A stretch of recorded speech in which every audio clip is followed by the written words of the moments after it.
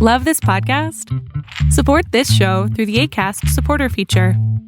It's up to you how much you give, and there's no regular commitment. Just click the link in the show description to support now. Before we get started with another great edition of the Duke Loves Rasslin podcast, I do want to let you know, Zencastr.com. That's right, Zencastr.com. They are without a doubt my favorite website to head over to for all of these great conversations that you hear on the Duke Loves Rasslin podcast. Superior quality in sound. Also, they have a great video option as well if you need to record your videos. But the best part about it is the files are all split separately into MP3s. So you can edit them separately, you can put them together, do whatever you got to do. The main idea is Zencastr. Zencastr.com. That's Zencastr for all of your podcasting, video conferencing, even if you just want to have a great conversation with your loved ones. All your needs there online for communication, Zencastr has you covered. That's right.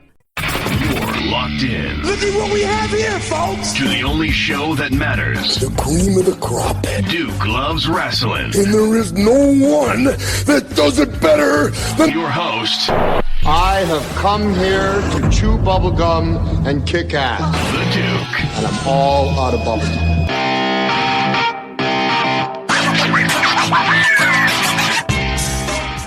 My sisters, my brothers, non-binaries, extraterrestrials.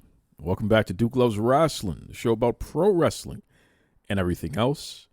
You know, it's funny, a couple weeks back we had Rob the Genius on the show, and he was discussing some data that he was going over related to women's wrestling. You know, specifically how women's wrestling is featured on television. The response to that was so strong that I asked Rob to come back and complete what he started there, because he had not finished compiling all the data and going over 2021, but Rob was gracious enough to make some more time to finish our discussion, and we went long form. So I'm going to deliver that to you right now. All right, this is a special edition of Duke Loves Rasslin podcast specifically dedicated to women's wrestling and how it's featured on television. Check this out. Okay, folks, you know, a few short weeks ago, we had our man Rob the Genius on the Duke Loves Rasslin podcast, and the response was tremendous. I mean, Rob is somebody who people really enjoyed hearing from. As ironic as this is, I mean, I know that we were getting very granular, getting into the details of, women's wrestling and how it's being displayed out there and on TV and what have you by the major promotions. So I knew that I'd get a decent response, but literally, Rob the Genius, who was on episode 293, it's week 293, so that came out January 6th. The response that I got for that episode was as strong as anything I've done over the past 2 years. I mean, legitimately, wrestlers, promoters, especially women's wrestlers, you listeners in general, a lot of people enjoyed the intelligent conversation and the way that Rob broke things down. So I said, you know something? Now that Rob has completed, at least up to this point, his analysis, let's bring him back and finish the conversation, so to speak. Because when we were speaking a couple weeks back, it was incomplete. It was up to a certain point. But now Rob has even more data to share. And I know that you folks are interested in hearing it. So without further ado, welcome back to Duke Loves Rasslin, my brother, Mr. Rob the Genius. What's up, Rob? Hey, man, good to be back. And I'm so happy so many people liked what we did, man. Listen, man, I don't know what it is about you, but people really, really dug you, man. And for that reason, I want to start with just plugging where they can hear more from you directly, okay? Because I think there's a wide subsection of my audience that are interested in listening to you and hearing you more.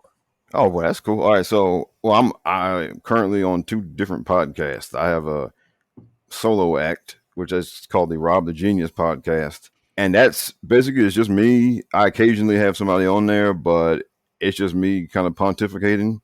and talk about I've talked about politics. I've talked about stuff on TV, um, just stuff that's going on in the world, like with COVID and what have you. I've dabbled into my personal life a little bit, and it's a thing I had always thought about doing it, and then once pandemic happened, I finally had time. So How often does that show come out, Rob? say it again. How often do you release new episodes of the Rob the Genius Show? Usually every Friday. I try to have it ready Friday morning, but if it's not ready Friday morning, it'll be ready later in the day on Friday. And so now what I was doing for a while, I've been doing it for almost 2 years now. And so what I had been doing, I'd been incorporating music into it because if I did not need like a job to pay the bills, if I could just do whatever I wanted to do during the day, I would set up my own radio station and I would just talk and play music and talk to people. That's if I could just do whatever I wanted to do, that's what I would do. And so for a while, I was just incorporating some music into it, but I got hit by the copyright police, so I had to put a stop to that. Listen, we've all been there, man. I've had I had Meek Mill, the rapper, Warner Music Group hit me up because I used, as ironic as this sound, I used this snippet of a Ric Flair promo. Wow! And because one of his songs he used it, they tried to pull a fast one, and they told me I could leave the episode up on YouTube, but any ad revenue generated had to go directly to them. So I told them that they can kiss my natural black hind parts, because I knew for a fact WWE owned that, and if they ever pulled a stunt like that again, then I would just have Jerry McDivitt himself correct them. And ironically, they backed down real quick after that. So nice. I know what you mean, though. And this is the reason why I won't use AEW or anything else in my clips, for that reason, because of the copyright stuff, man. When they're mad at you, especially if you criticize them, and that goes for all wrestling promotions, that's the first thing they want to do is try to give you a copyright strike.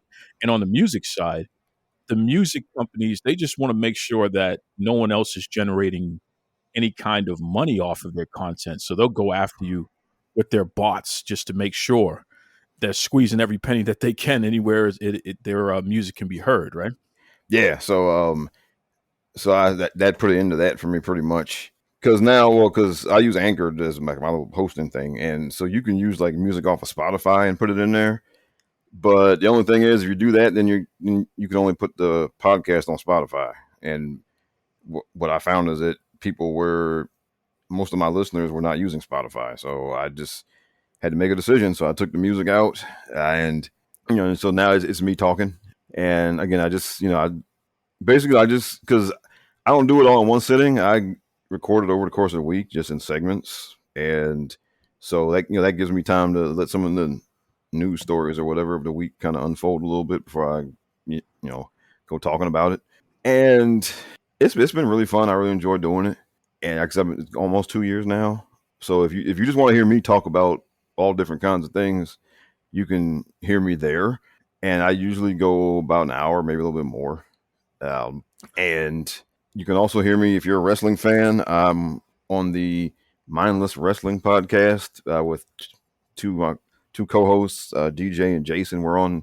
We record every Wednesday, and we usually have a new episode up on Thursdays. That's cool. That's cool. So there you go, folks. I mean, you got two places that you can check out Rob the Genius and get more of a fix in your lives. Everybody kept asking me about that. Man, we want to hear more about Rob. When does Rob come back? I'm like, I guess I'm chopped liver now. Y'all done found somebody else.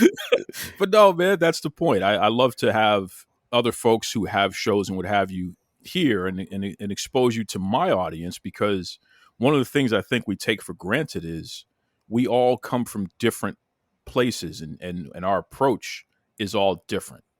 Our experiences can be similar, but also different at the same time. So because of that, we're not necessarily always tapping into the same people. So That's why I'm a big proponent of collaboration, because literally you'll get a chance to be out there in front of others, and who knows, someone in that sea of people. I I got over 100 responses directly, just people asking about it and complimenting the show, that episode. But within that 100, there could be 10 influencers who will Yeah. share your content with others who care about what they have to say.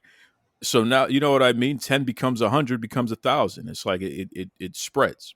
So I'm always a fan of bringing folk on for that reason, man. I want to share what I got, and hopefully you share what you got, and that's how we continue to be strong, right? Absolutely, man. Because well, like one of my favorite songs is "One but Not the Same." That's it. So That's it. yeah, That's and it. Who's that? Is that you too? yeah, I'm a big U2 fan. Man, now listen, I know you probably, for a moment, you probably scratching your head like, damn, he caught that off of that one little bit. I was with you right away, man. That's one of my favorite songs. Excellent, One. man. Yeah. Oh yeah, man. I love that song, man. You know what's interesting about that song? It applies to life in so many different ways, and it doesn't matter what generation you're living in. The issues that are being identified in One are the same issues. It's tremendous what Bono was able to capture in those lyrics. You know what I'm saying? Oh, yeah. It's the haves and the have-nots. It's who he's really talking about for the most part. It's like, you want more and you want me to go without. How does that make sense? Yeah. We're all human beings at the end of the day, right? Exactly, and just it applies to groups of people. It could be a personal relationship you have with somebody. It speaks to so many different things. Just it's just what we go through together as people, basically. Yeah, man. I think what was it? Is it the second or the third verse where he says something along the lines of, "You act like you've never had love, and that I should do without." I think that's I'm paraphrasing possibly, but I think that's kind of where that is right there. Where it's just like, damn, think about that, bro. That's a lyric. Yeah, and then so like love. You say love is a higher temple. You ask me to enter, but then you make me crawl. Woo. That's that's some heavy stuff. That's heavy. Yeah. That's heavy. It's funny, and I know that we're going to get to the wrestling, but yeah, I still haven't found what I'm looking for.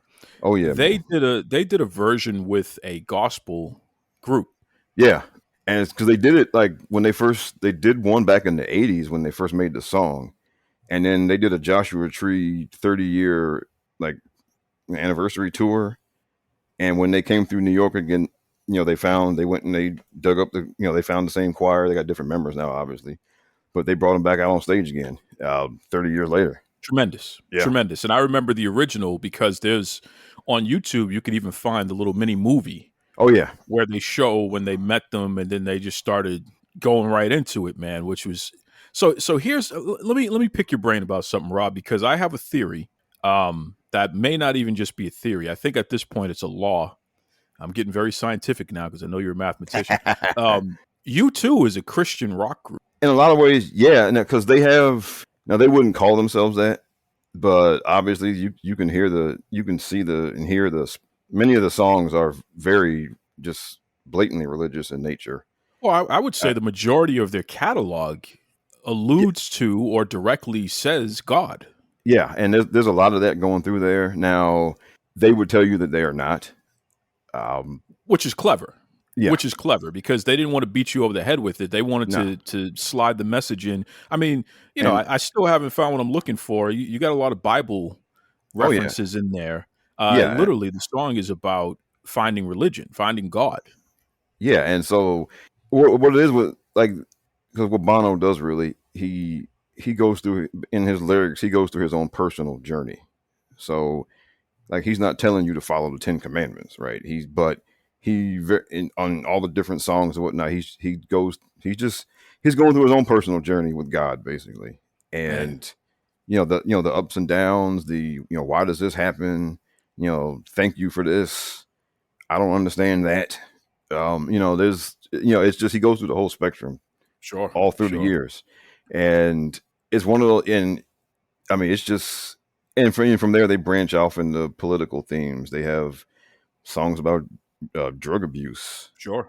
Because and it's funny because I do not know much about Ireland, but they at one point had in some areas had pretty bad, like I think it was heroin stuff going on there. Yep.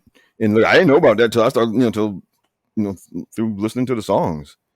I had no idea, and because like they have a couple of songs that are just strictly about that, and one of them's on Joshua Tree, "Running to Stand Still," and you go through the lyrics, and one of the lines is, "I took the poison from the poison stream and I floated out of here," Wow.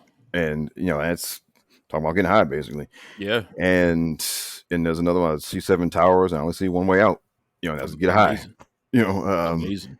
Amazing. Yeah, and so it just and then in the final lyric, he's describing a woman going through just the final song is a final line is, "She suffers the needle chill. She's running to stand still." Well, it's just like that Black Crowes song. She talks to angels. Yeah, same thing. You know what I'm saying? That's somebody taking heroin. Yeah. And that's what happens there. So it's very interesting the way that groups weave this stuff in. But you too, as far as I'm concerned, when you look at what's popular today with Hillsong and all that whole genre of music, you too was doing that. You too was doing that in the 80s. Oh, yeah. You know what I mean? And even groups like The Fray. I'm not sure if you listen to them at all. They're I've heard of them. Yeah, they're a Christian rock group. They don't call themselves a Christian rock group, but when you hear songs like "You Found Me," "Lost and Confused," "You Found Me," "You Found Me," they're just talking about God. I think actually the first lyric on that song, and you'll know it if when you play it, like after this, if you go and look it up, "You Found Me," you'll know the song when you hear it. You've definitely heard it before. But I think literally the first lyric of the song is, "I found God." Oh, because actually U2's first single, well, one of their first singles, "I Will Follow," that's the title. And one of the lyrics is, "I was on the inside when they pulled the four walls down." That's Jericho. Man, listen. I mean, listen. Now, people are used to it now with me here on Duke Loves Rasslin. I have people, I talk about religion, I talk about God all the time on this show, and I don't make any bones about it. I'm not necessarily a religious person, but I do have a strong and deep relationship with God. But I don't know why people are so apprehensive and, dare I say, afraid. And I didn't really realize it so much until guests started saying to me, "Hey, man, you like don't mind talking about God." And it's like a lot of people think that's offensive. So it's refreshing to come on a show and not be afraid to talk about this. And it's like, well, damn, I didn't know that was offensive. because I think, man, because so much of it now, there's a quick association with religious right and people of that nature, and also just in the black churches, just the history of homophobia and things of that nature. And so I think when you start talking about it, I think there's some people who definitely get a little apprehensive that you might be one of those type of people, or that you might be want to take things in that kind of direction. Sure. But you know what, Rob? This is the beauty of folks like ourselves. We are independent thinkers first and foremost. So because of that, we're always looking for the truth. I think one of the worst things that ever happened to man was man creating religion and trying to apply their own personal whatever came into their head into reality. It's like, wait a second. You know what I'm saying? If there is a higher being, and clearly there has to be something. There has to be something. It's like, do you really think the higher being cares if you're a Republican or a Democrat, if you're left-handed or right-handed? You know what I mean? It's like, do they really care that you swore under your breath when you got punished when you were in third grade or something? It's like, come on, man. What are we talking about right now? Right. And you know what I'm saying? Right. And it's just exactly. I mean, we focus too much on that. We focus too much on rituals and things and traditions and things of that nature. It's true. As opposed to what really matters, which is I'm going to treat you the way I want to be treated. You know what I'm saying? And I'm going to have an open mind that has a foundation of respect. Now, that doesn't mean we're not going to disagree, and that doesn't mean that we're not going to be passionate about our disagreements. We may even, you know what I mean, veer on the side of disrespectful when we're arguing our points. But at the end of the day, at least we can still communicate. You know what I'm saying? This whole notion of I can't ever talk to you anymore because, Rob, you told me that you like Triple H and I can't stand him. So you and I can't be friends anymore, Rob, because you're a Triple H fan. It's like, come on, what are we talking about? Right. So Now that we've gone into music and religion and Triple H, let's get back to what we're really here for. You have some information for me that is an update from what you started to talk about a couple weeks ago. Yeah. So what do you got, bro? All right. Okay, so I finished everything up for 2021. Now things didn't really move that far, but I in coming up with the finished product, you go back and you check everything you did, make sure you didn't leave anything out and all that kind of stuff. Wait, hold on a second, Rob. Do me a favor and just remind everyone from a general, and it doesn't have to be too long, but remind everyone what specifically you're talking about. So you were pulling data for what? Okay, so for women's wrestling matches on television, because just around middle of last year, I just noticed some things that just were kind of irritating, and that in some instances it was just matches that were just way too short. In some other instances, it was just not enough matches on television on the on people's TV shows. So that didn't quite sit right with me, and so me being a mathematician, and I figured, well, the information is out there, so why don't I? And look, I love playing around with numbers just as a hobby, and so I figured, well, let's find out just how much people are actually doing, because it's one thing to have a bad feeling or have a notion that something isn't quite right, but you gotta, look, I'm a mathematician, I'm a scientist by nature. You got to prove it, right? Before you start going off and pontificating and all that, you got to show your work. You need to have some proof. You can't just say this is bad if you got no evidence, because if somebody comes to me, and because look, we see that all the time with the with the political news and all of that. There's some gloom and doom headline, and then you read, then you actually go read the story, and it doesn't sound so bad, right? Or sometimes the numbers don't back up what people are asserting in some story or something or other, right? And so, I'm not going to tell you this. I'm not going to tell you the sky is falling unless I can show you that the sky is actually falling.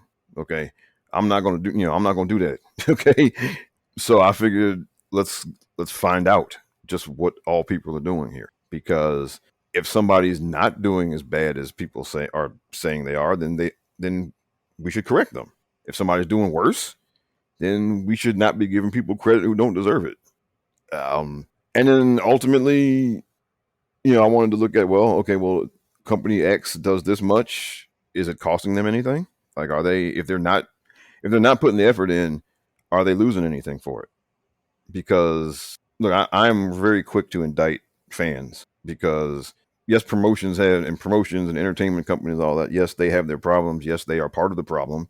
But the dirty secret to a lot of this is in many cases they are actually responding to their customer, and we got to look in the mirror on some of this stuff, right? I mean, we do. And so I guess that's, and that's, if it turns out to be one of those things, then yeah, it needs to be put out there that yeah, we gotta share some of the blame for this part of things or whatever. I mean,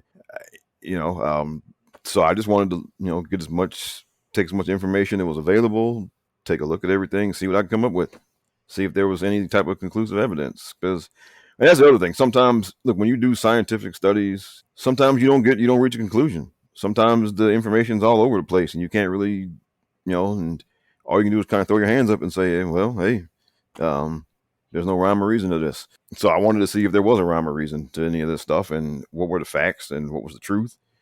And then we could talk about who needs to do better, who needs to do more, what you can do about that, all that kind of thing. So what do you got for us here? What's the final word on everything that you studied? All right, so 2021. All right, now I said when I was on before, I said that NXT was the most efficient as far as showing women's wrestling on television. That held up. So they had, I counted 98 matches that they had for the year on television, in which in a 2-hour show, that was almost as many as Monday Night Raw. Monday Night Raw is 3 hours.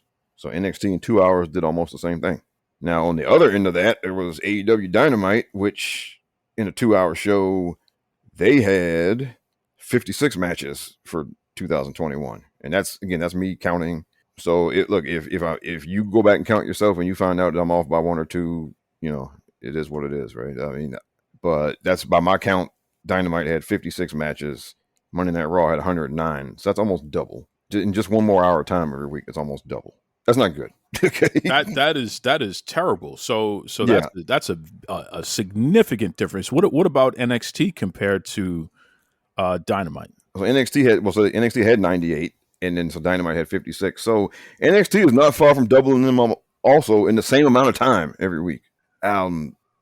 So, and yeah, that's now SmackDown is also 2 hours. They were they were not much better than Dynamite, because now what happens with SmackDown is that so much time gets eaten up. Like, well, Roman Reigns, that stuff eats up a lot of time. Their SmackDown is like promo segment heavy, and so we know Roman Reigns they do their thing with him and Paul Heyman and the Usos and all. They get some every week. Sami Zayn is getting something every week. There's like a thing with Baron Corbin every week. So right? So what was SmackDown's number? You haven't given us a number. 68, which it should be better. So wait a second. SmackDown had 68 women's matches. Yeah. Total for 2021. Yeah. That is abysmal.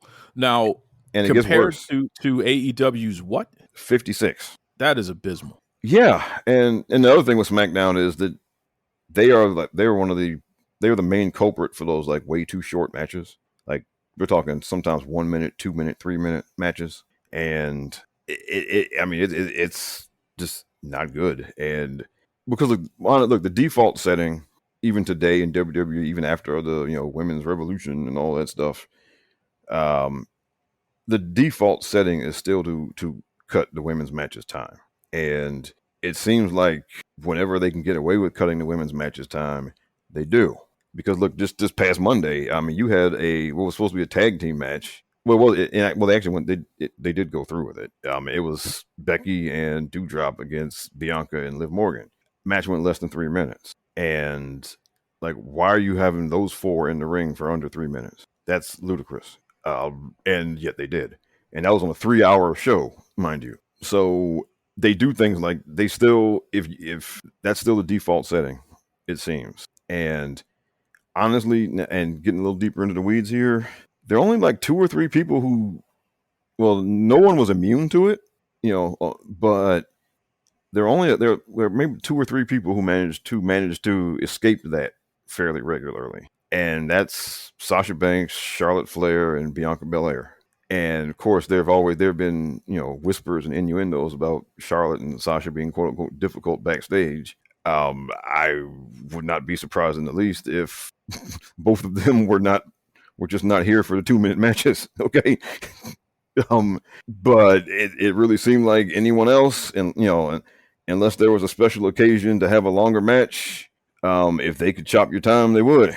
And it takes, to this day, and there's still stories that come out where people saying, or some of the women are thinking like, Tyson Kidd or for fighting for us to get more time. So to this day, they're not out of the woods here, right? They have their moments where they do really good stuff, but it still appears like it's a struggle. Like, you have to fight backstage to not get your time cut. And that's not good, particularly when you got 2 and 3 hour shows and you got, you shouldn't have, like I said, you shouldn't have that tag team match this past Monday being under 3 minutes is a travesty. Like, seriously, what was the point? I mean, but that was on SmackDown in particular last year. That was a thing. It was a pattern, and it was not good. But they would do it if it really seemed like they could do it. They would do it if they could get away with it. And it seemed like it was just the default setting was to cut the women's matches time. Embarrassing. And here's the thing that kills me about that, Rob.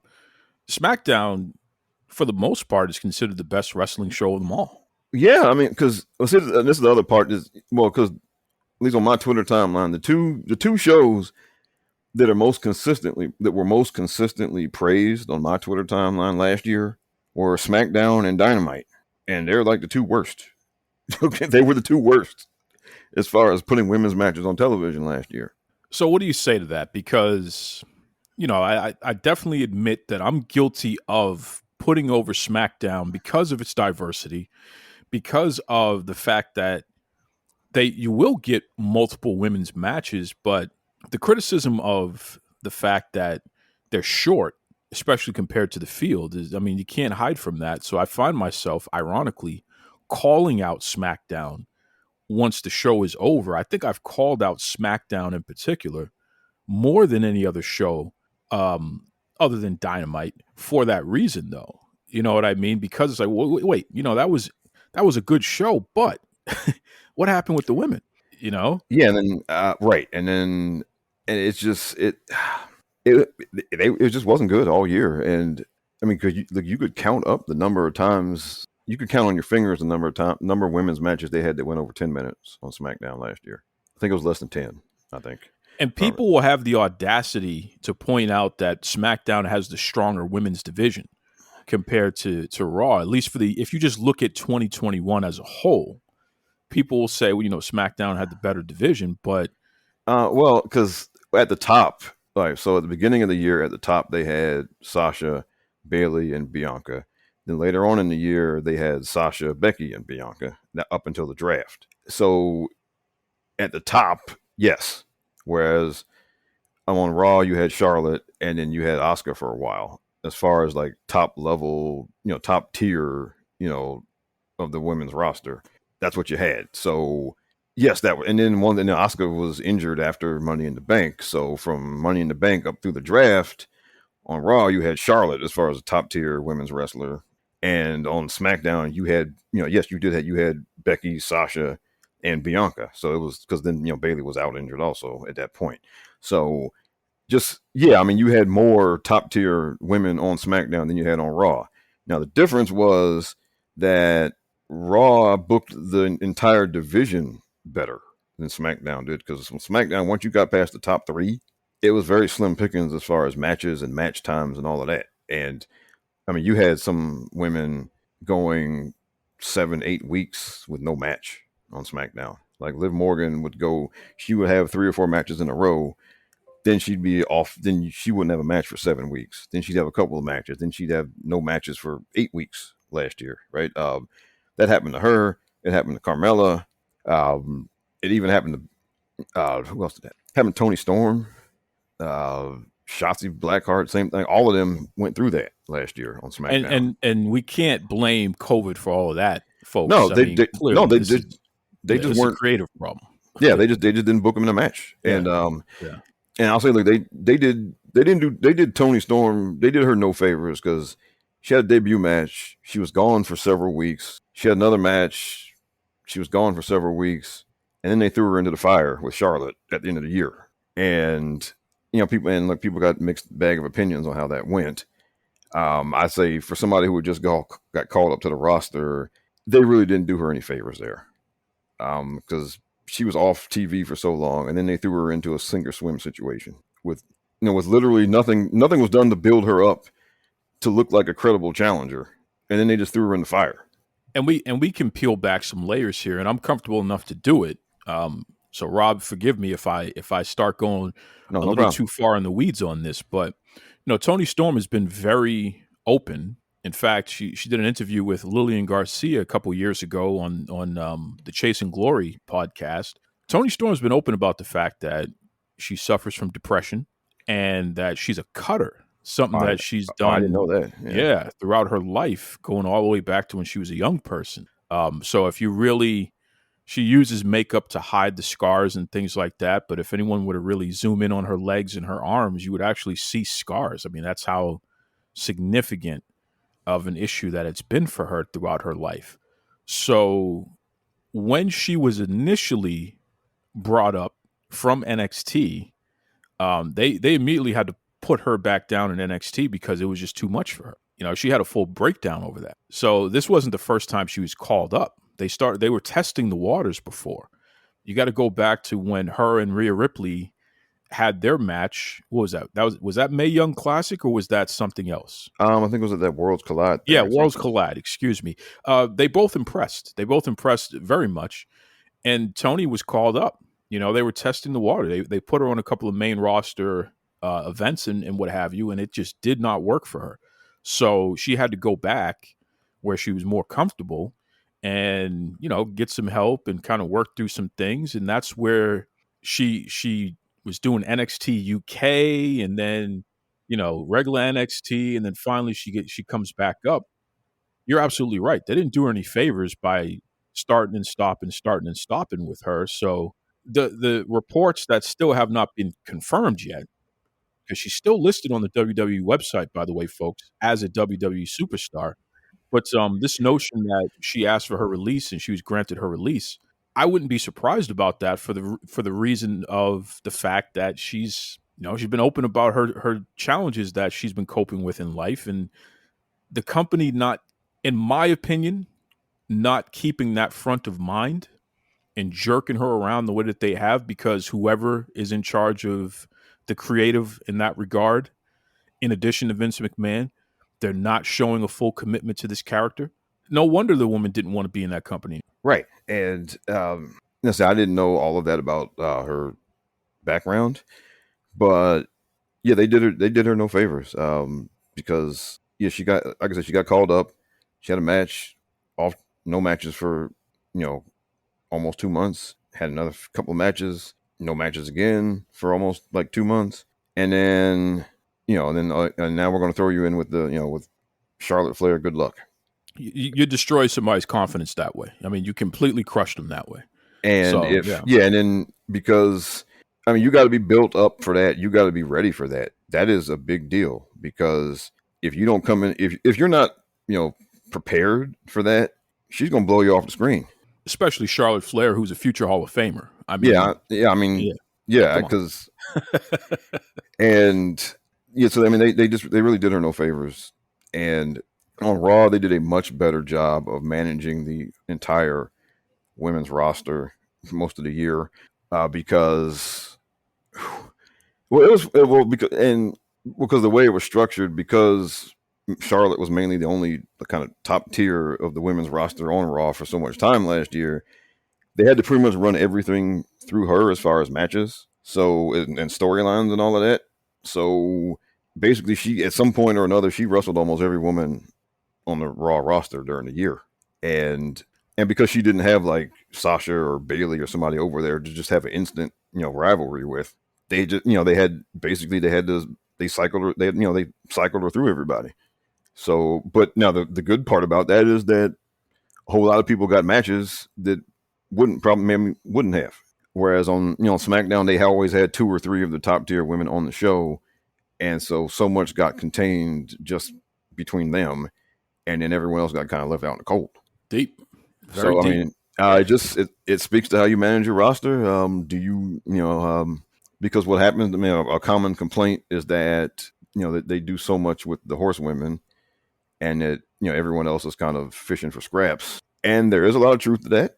And then honestly, because now, and I'll just give you my next project that I have started but have not, and I'm not close to finishing, is just examining just how much that is true. How much the kind of legend of 4 horsewomen dominance of the women's division, how much of that is true and how much isn't. That's my next thing that I'm going into. But I've started working on it. But I'm nowhere close to being finished with that yet. Interesting, very interesting. Tell me the numbers again. I know I keep asking you for this, but there's a reason. I want to make sure anyone listening keeps this front of mind. So, in terms of total matches, Raw had how many women's matches for 2021? 109. 109 out of 52 weeks. Yes, it was just over 2 matches per week. And how many who was number 2? So let's say the whole ranking there, and how many each program had. Okay, so Raw had 109. NXT had 98. So they were second. And now my guess what that is because Vince is not as hands-on in the running of the show, as far as as he's not, he has a hand in creative, but as far as the actual like running of the show and timing stuff out and all of that, I think because he and Bruce Pritchard and all those guys, they're not as involved there. That I think that allows them a little more space to kind of do what they want. Oh, because NXT, in terms of percentage to amount of time on TV, it's a 2-hour program, and yet they're averaging. You can round up and say that that's 2 women's matches per week. Yeah, it's like 1.9 basically. Yeah, so I mean that's 2 women's matches per week.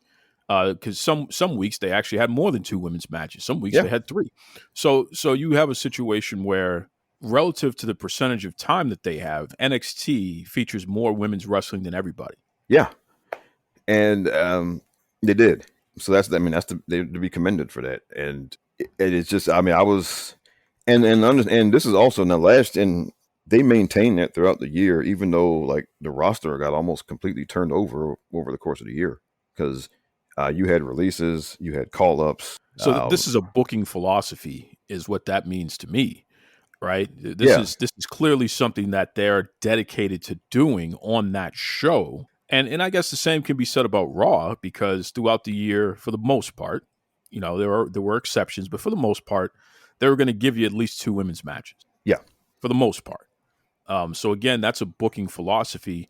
I don't applaud them too much though, because that's a 3-hour program. It's not like they couldn't afford to do more. Well, yeah. So now I will applaud NXT because, look, in the middle of the year, NXT, they lost pretty much all their veteran women because Toni Storm, Shotzi got called up, Tegan Knox got called up, Candice LeRae, went out on maternity leave, and then a bunch of people Ember Moon got released, Taya Valkyrie got released. So they lost a lot of their veteran women. Oh, and Rhea Ripley got called up to the main roster, and yet the second half of the year they were going with a lot of girls that were just out of PC or didn't have a lot of experience, and yet they maintained the pace. They didn't.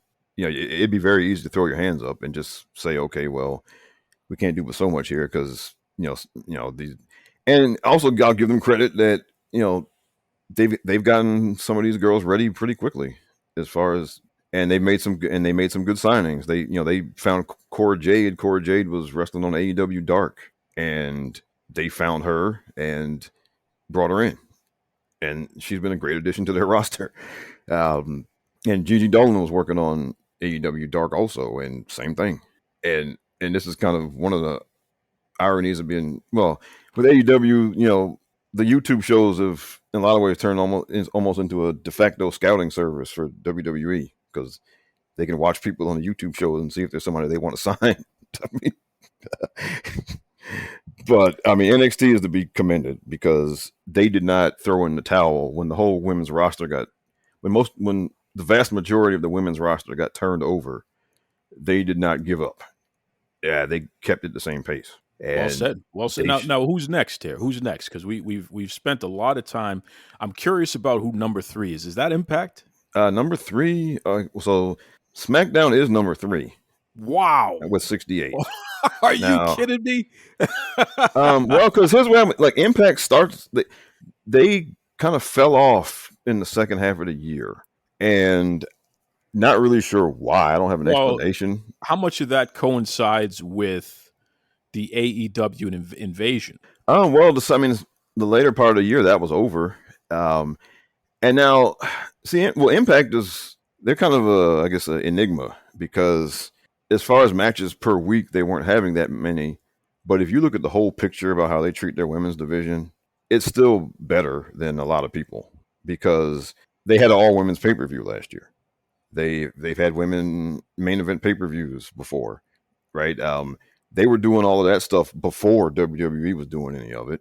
And already this year they had a women's main event on TV and they had a women's main event on pay-per-view this year already. So with them, you got to kind of sort of grade them on a curve because you got to look at their whole picture is better than just how the numbers shook out last year as far as what they put on television. It's interesting.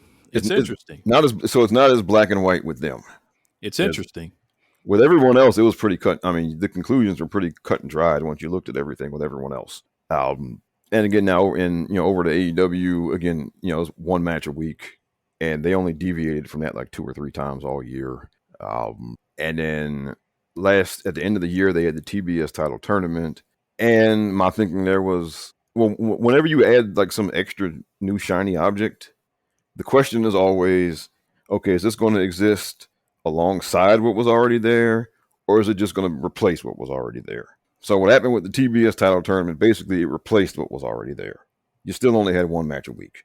It's just that the match was for the TBS title tournament instead of, the whatever one women's match you would have otherwise had. So that was one of those kind of things where you look at somebody, you just say, okay, you're not slick, okay? Okay, like you're not fooling me, all right? And because they had the one match, but it was the TBS title tournament match. It's like, okay, fine. And my question with that was always, okay, well, what are you going to do with that title after the tournament is over? Are you going to, the TBS title division, are you going to put that on Dynamite in addition to the, world title division or not? Or are you going to relegate it?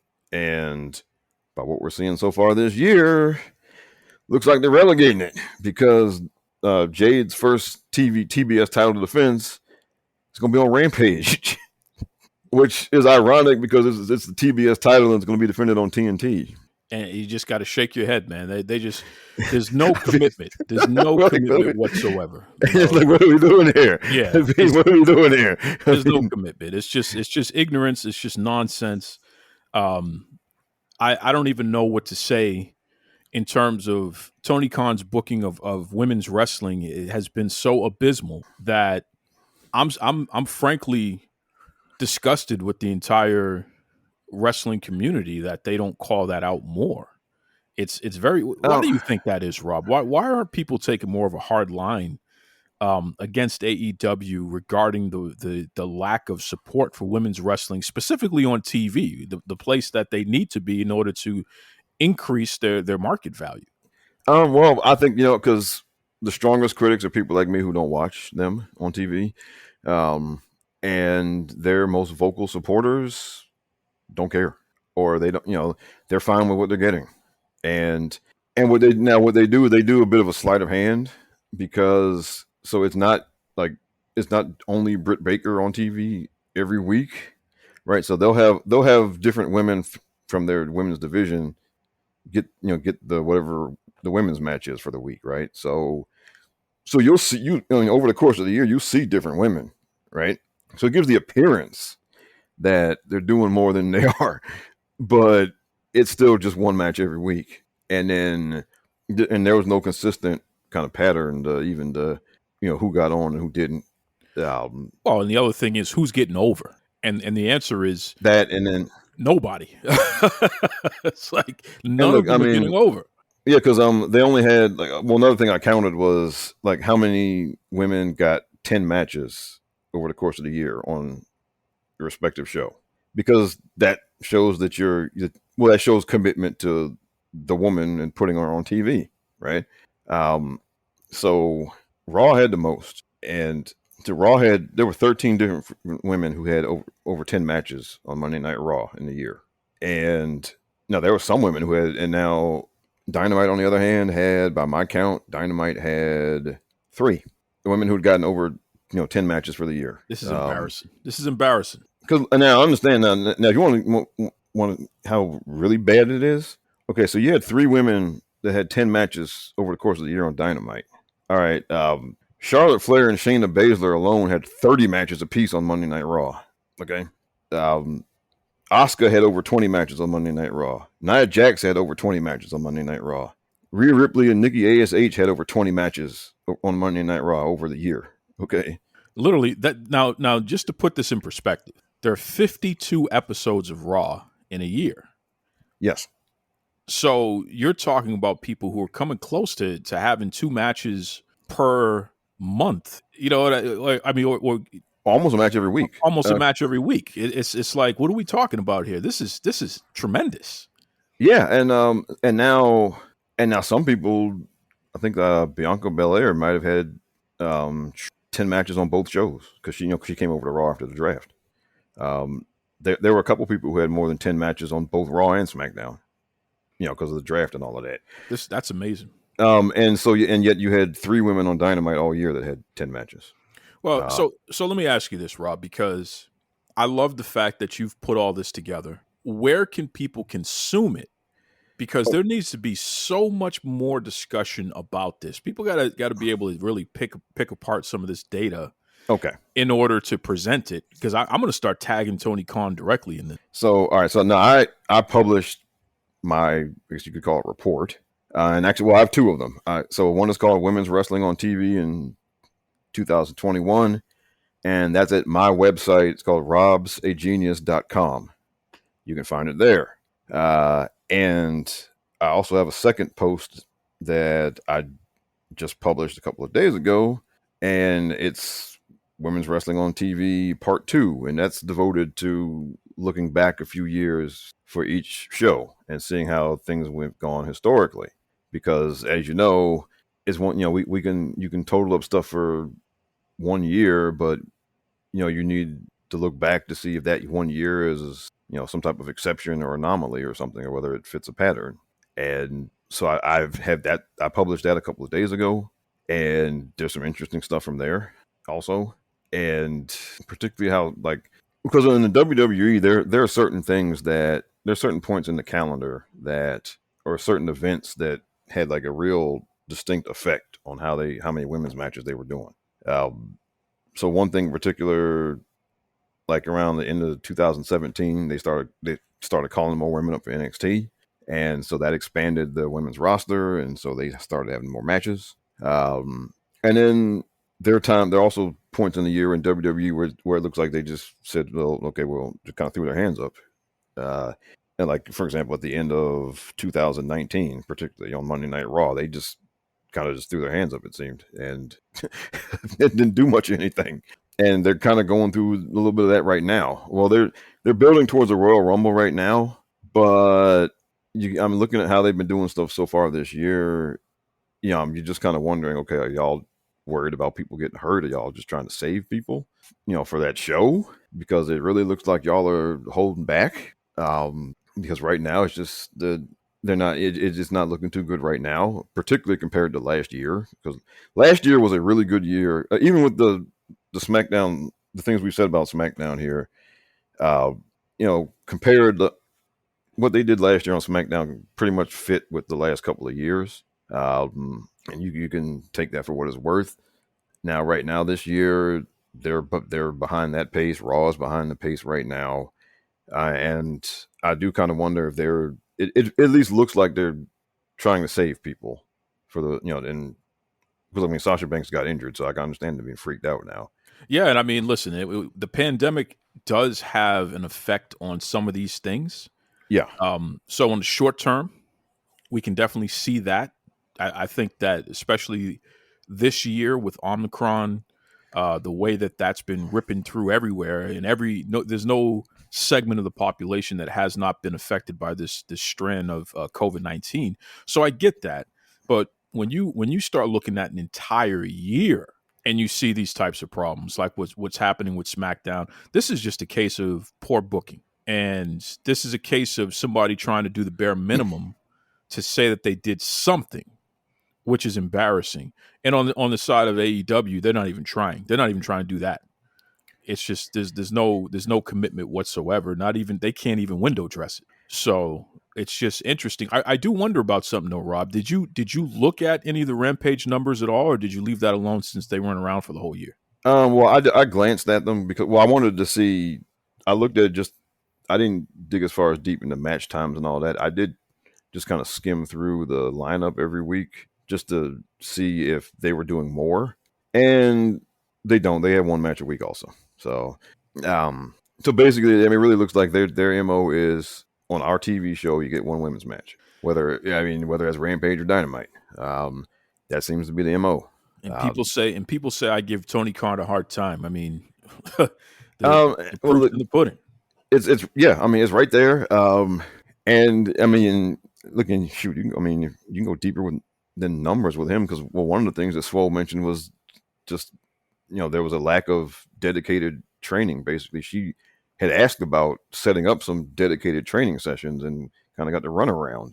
And you can see the results of that when you watch some of the matches. It's true. It's true. And but that's a whole nother topic. But yeah, I mean, what I'm presenting, I'm presenting this is hard evidence here, and in their case, I even went back in looking at the historical data.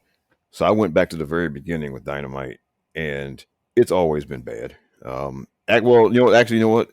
It's gotten worse. Okay, because 2019 is when they started, and they were only on air for like about 3 months of 2019. So just proportionally, they did better proportionally over those 3 months than they've done ever since. Well, And Jesus. look, and now the worst was 2000 for them. The worst was 2020. 2020, they didn't even average a match a week. I counted 50 for the year in 2020 for them.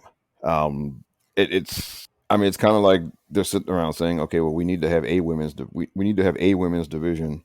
Okay, well, yeah, we'll do something here, and and you get your one match. That's it.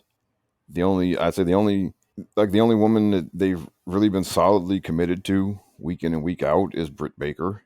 Now some people will mention they'll include Jade. I don't know. I think their commitment to her is kind of a mixed bag. I think obviously they see the star potential in her, so they have they've given her a push. They put the title on her and everything.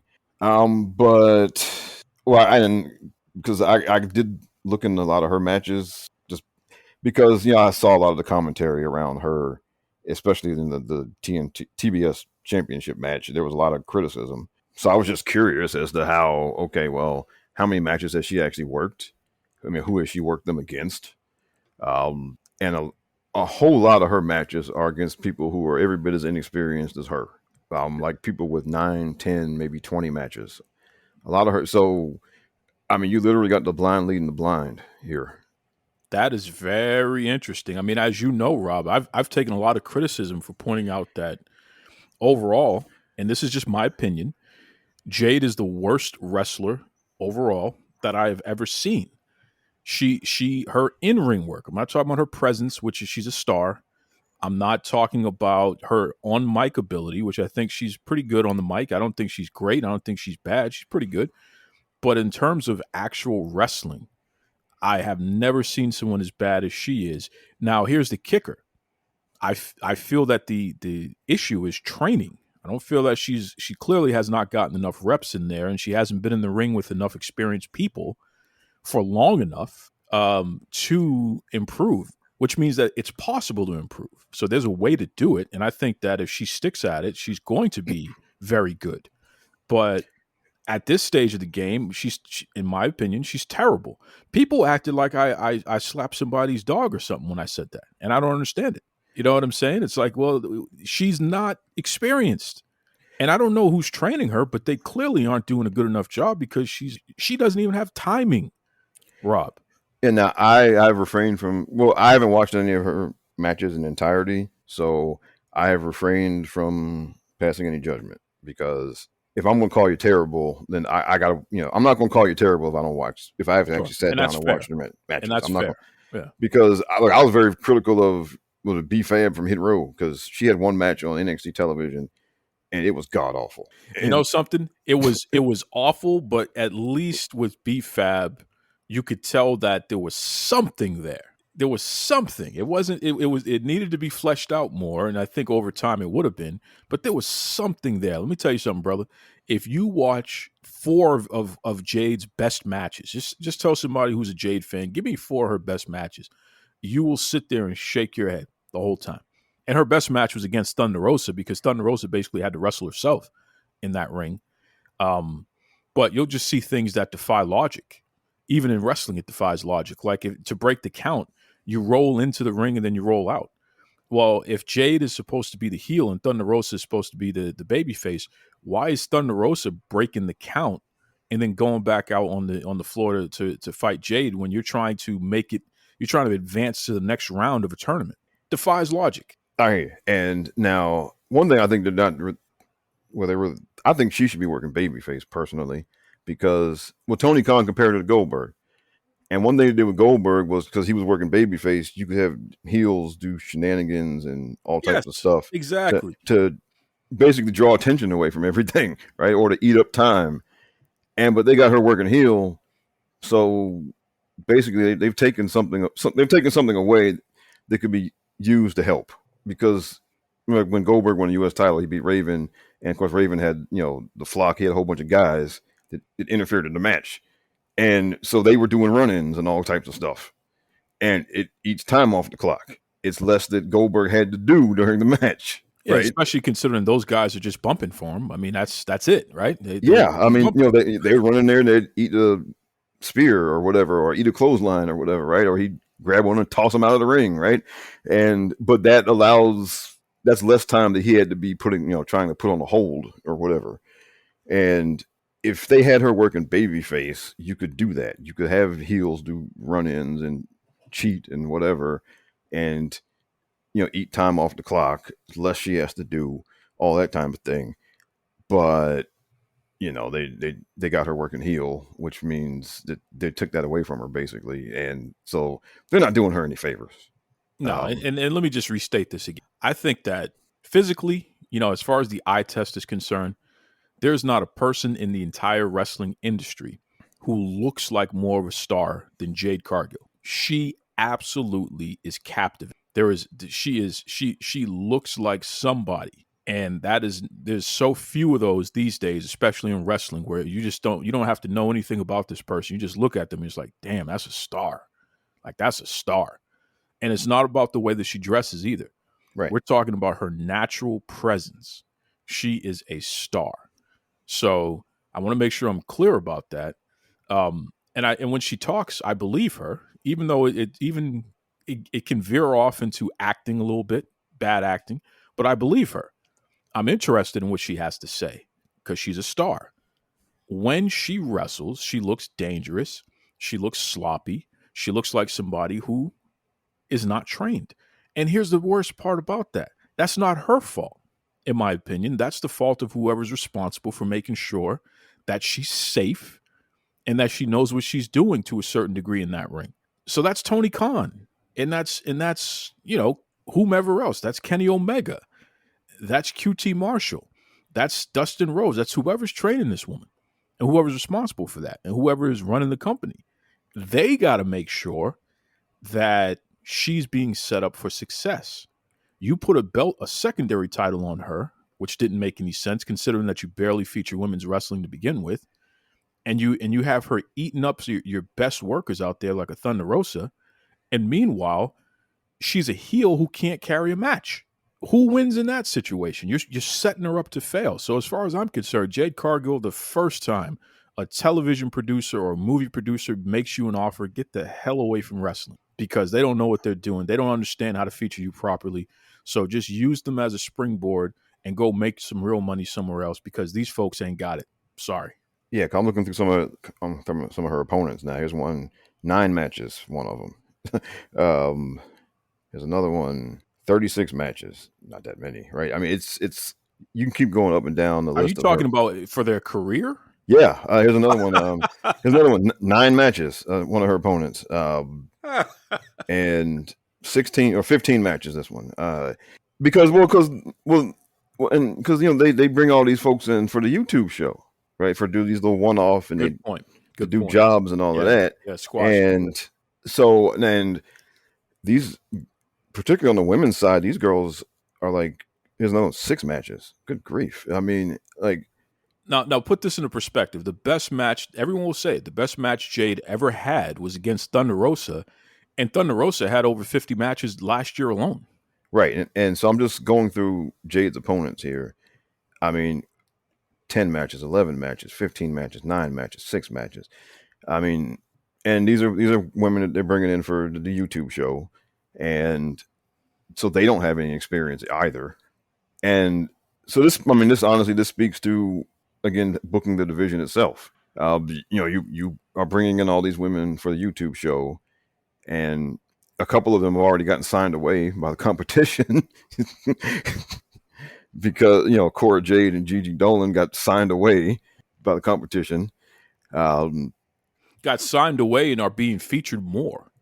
and one of them has a title. Gigi Dolan is a tag team champion. That's what I'm saying. And I think Cora Jade isn't she in a championship feud? Isn't she? Yeah, she's feuding with Mandy Rose. So they both got signed away and are being actually featured as stars. Yeah, and now so you got Jade, you got Britt, you got Thunder Rosa. So they have a few veterans, and then you have a few people. You have Britt, who is a kind of sort of, she's had veteran at this point. They've got the girls who were in the street fight, and they're all mostly green still. Tay Conti and Anna Jay, and so they're all green pretty much, or it's a mess. And because now they'll probably tell you that they'll tell you the same thing that they'll tell you about African American wrestlers, that we can only get who we can get. And now my answer to that is, okay, well, now Ember Moon is available. Toni Storm is going to be available soon. Mia Yim is going to be available. If she'll be available soon. Tegan Knox is available. Are you going to sign any of them? Because it's funny, because last year, like people were, it seemed like a lot of people were putting their hopes and dreams on, Ashley Flair being all elite, and, because Andrade went over there, and then, Rick, left WWE, and there were a lot of memes of that going around last year. And like, okay, is that what you're pinning your hopes on? Same way you're going to work with. and the same way you're pinning your hopes on, maybe Big E going there one. But it's like, who are they going to work with? I mean, at the end of the day, that's the real issue. Who the hell are they going to work with? Oh, you still there, Rob? You can hear me? Yeah, I can hear you now. Okay. So it's the same thing, right? So they tell you we can't get anybody. All right, and it's like, okay, well, now in the very near future, there are some people available for you. All right. So now, are you going to sign them? And if you sign them, are you going to do anything with them? Well, that's the big part. Tony Khan has proven that he'll sign anyone and everyone that's ever had WWE. If they've ever gotten any kind of paycheck from WWE, he'll sign them. But then what are you going to do with them? And that's a good question there. Listen, Rob, I really appreciate you coming back and breaking some of this stuff down for us. I mean, this is solid. This is solid stuff. Remind everyone again, the best way that they can check out the report and start having more conversation elsewhere, and especially some of you podcasters and some of you folks who are writing articles, you better get in touch with Rob, man, because this is solid information here. Rob, break it down one more time, bro. Okay, so you can read this stuff at robsagenius.com. It's all one word. That's where I got both of these reports. You can read those there, and I write a bunch of other stuff too. So read some of the other stuff while you're there, and so you can hear me talking about this type of stuff. I'm on the Mindless Wrestling podcast. You can look me up there, and I'm guessing I'll be back here again sometime soon. Yeah. So you can find me at all those places. I'm on Twitter at RBONNE1.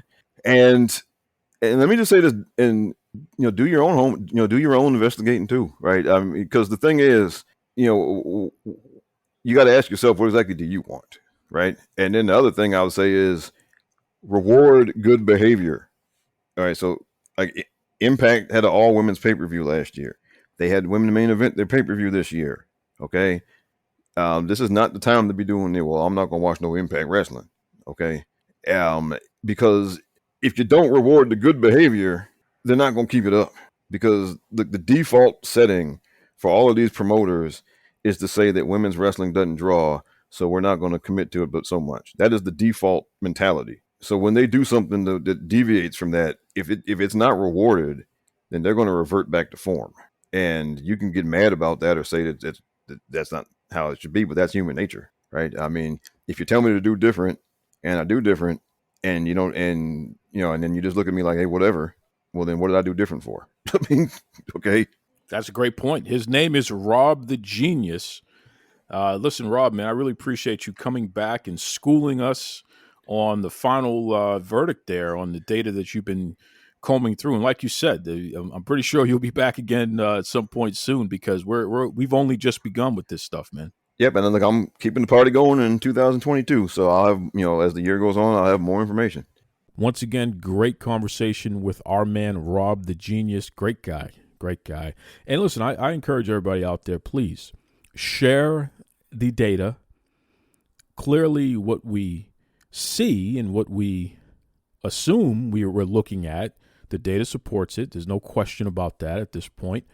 So now it's time to pick it apart, share it, and more importantly, let's have conversation about how these promotions can do better. Because at the end of the day, it's about solutions. It's not just about identifying problems.